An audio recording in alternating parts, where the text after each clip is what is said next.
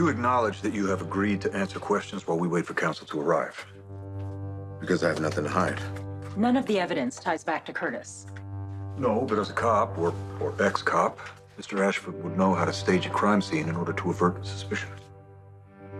I want Drew Kane dead tonight.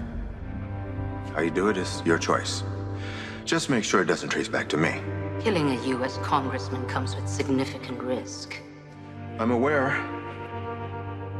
Still needs to be done. Okay. If you want to look at this like cops, let's start with the facts. Curtis had no access to the murder weapon. Now, the Quartermains didn't exactly keep track of Edward's gun collection, so they have no idea when the gun went missing, and they have no idea when it was the last time someone saw it. And you're making the leap to Curtis getting his hands on this gun. How? Well, Curtis is the CEO of Aurora, and Michael is the majority shareholder. Now, Curtis could have gone to the Quartermain estate to discuss business with Michael on any number of occasions and taken the weapon then. Any number of people, including Michael Corinthos, could have had access to that gun. Yeah, but a cop planning, or ex-cop, planning to commit murder would have known to use a weapon that wouldn't cast suspicion on them. And if that ex-cop was Mr. Ashford, then using Edward Quartermain's gun would be a great way to misdirect an investigation. As I stated, I am prepared to wire you $1 million tonight to get rid of Drew Kane.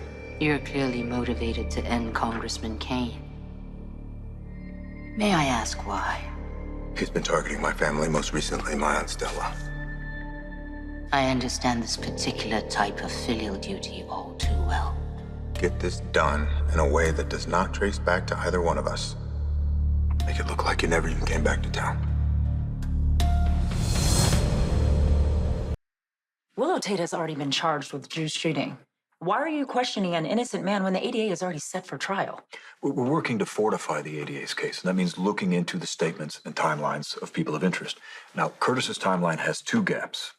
The first is when he claims to be alone at the Savoy, but there's no way to verify that.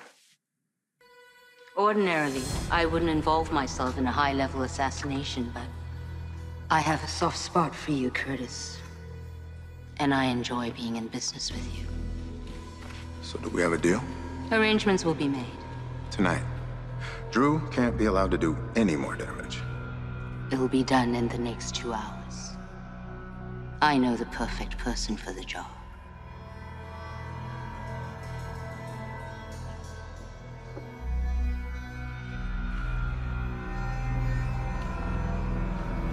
And the second gap is between the time the alarm at the Savoy was reset and when you arrived at the Brown Dog. Now, you claim that Curtis arrived there first, but we have no idea what time he got there or what he was doing for the nearly hour beforehand. I had business I had to attend. Welcome back to the conversation, Mr. Ashford. What kind of business? Detective.